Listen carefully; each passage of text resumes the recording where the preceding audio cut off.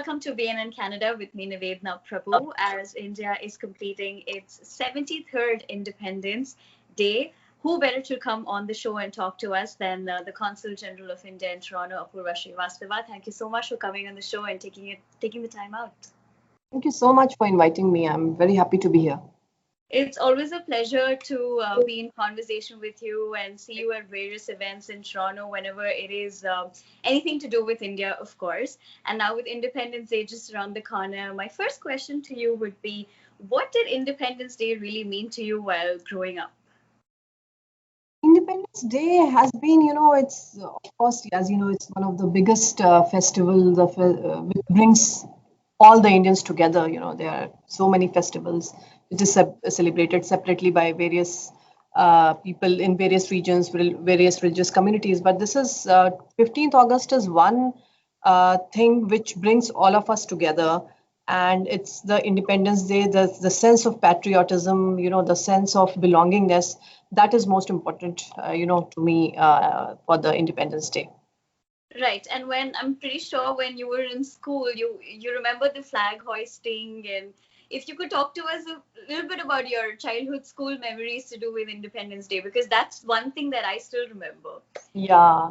So I have been, my father was a bureaucrat, so we have been traveling a lot. It was his considerable post, so we never used to stay for a very long time.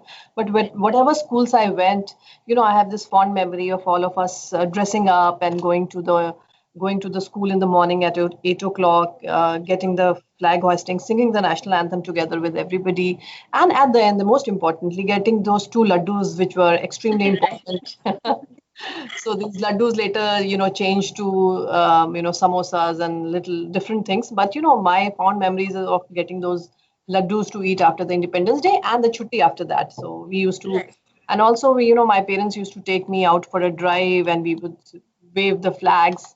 And we used to put flags in our balconies or house, wherever. So all these are very fond memories of, bringing friends together and everybody, we on the car, we used to wave and go for long drives. So these were few of the very fond memories that I have of Independence. So I'm guessing it's laddu, samosas, and flags. That's really some fondest memories. Of course, due to the pandemic, a lot has changed, and especially with events switching to e-events. And I guess the celebrations this time is no different, but the spirit is still the same. That's exactly what I feel. But then what is the consulate and of course you personally, like at the team in the office, ensuring that this time's celebration is looking like?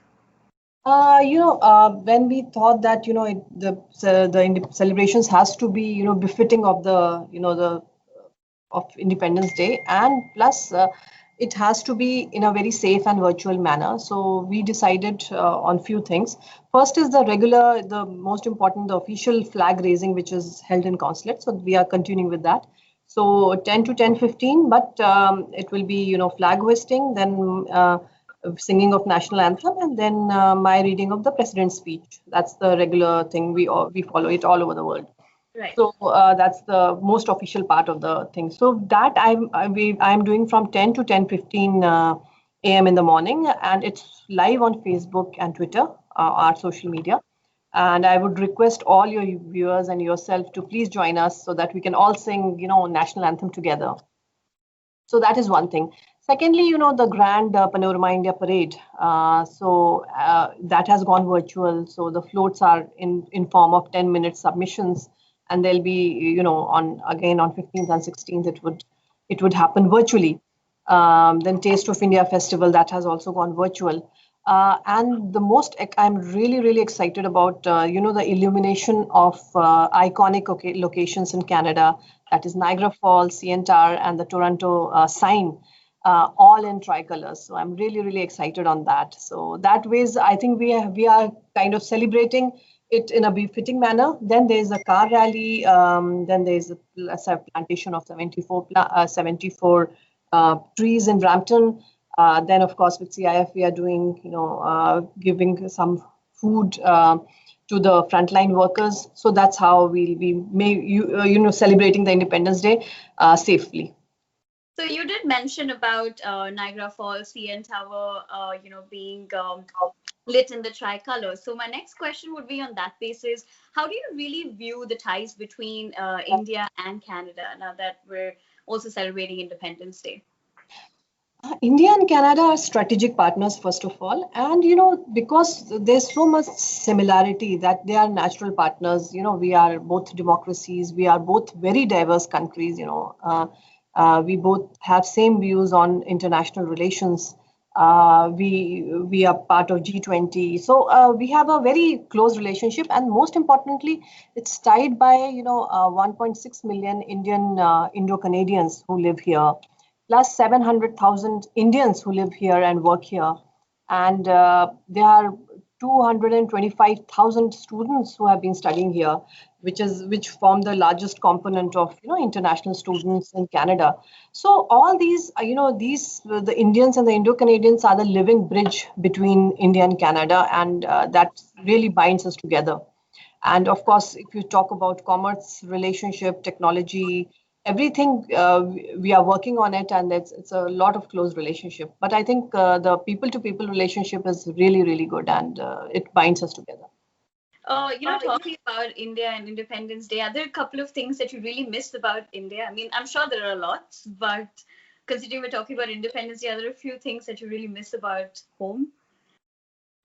Since I have come to Toronto, I have become more Indian than I was in India, I guess, because there's so much celebrations going on. I came in September, and there was the season of Garba, and the Dashera and the Diwali was starting.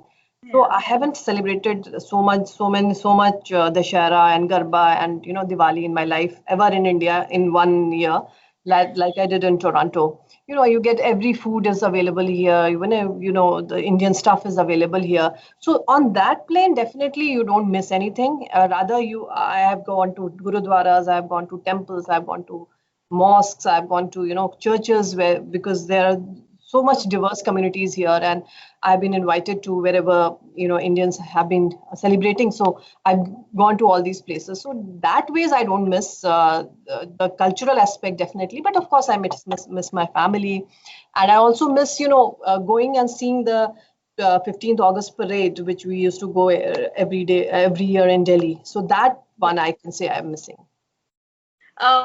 In terms of the youth, of course, looking up to join a career in the service industry, right? And who better than you to really look up to? And for young people, what is the message that you would like to give in today's time? I'm sure when you joined the service industry, do you think it has, I mean, definitely changed considering it's dynamic in nature? But what would you like to tell the youth of today who want to join the service industry, and just in general who would like to follow their passion and dreams? Service in foreign service, I mean, like I'm okay. So I think it is one of the best career options in the world, in my view.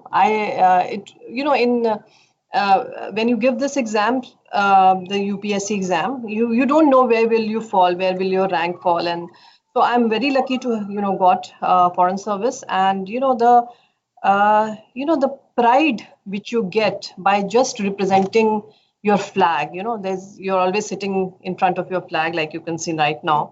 Yeah. So the pride of representing your flag, your country, 1.3 billion people is immense. I mean, nothing can match it. No money, no press, nothing can match this kind of pride that you do. Secondly, we travel a lot. We go to different countries for 3 years, and the experiences that we get both at personal and professional level is immense. I have spent like 6 years in France. I have learned the language. I know the culture. I have made several friends. I've spent 3 years in Nepal. I have lovely memories of Nepal. So many friends still now. I know their culture.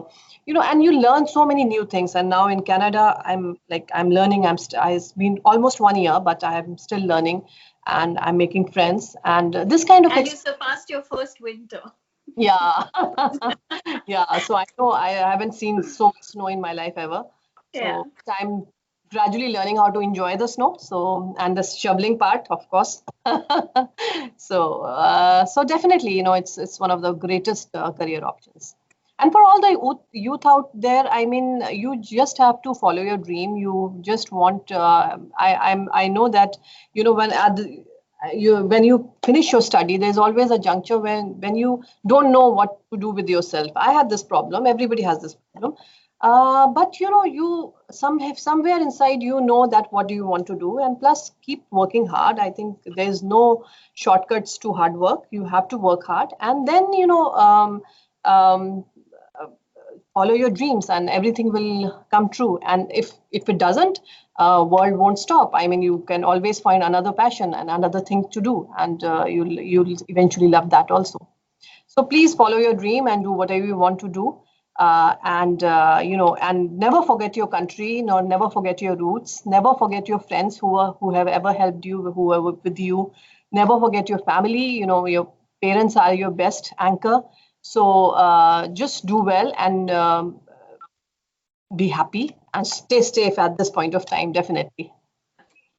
Thank you so much. So I guess the key takeaways from this is your fondest memories, of course, like we said, were samosas, laddus, and flags. And at the same time, for the youth, your foundation is really key. And always remember where you really begin and start off from. Yeah. And always be proud of the tricolor and of being an Indian, which I am too. Just like you said, there's nothing that gives us happiness than looking at the flag. Thank you so much for taking the time out and coming on the show. It was an absolute pleasure talking to you. Thank you so much. I really enjoyed myself. Thank you. Thank you so much. Thank you.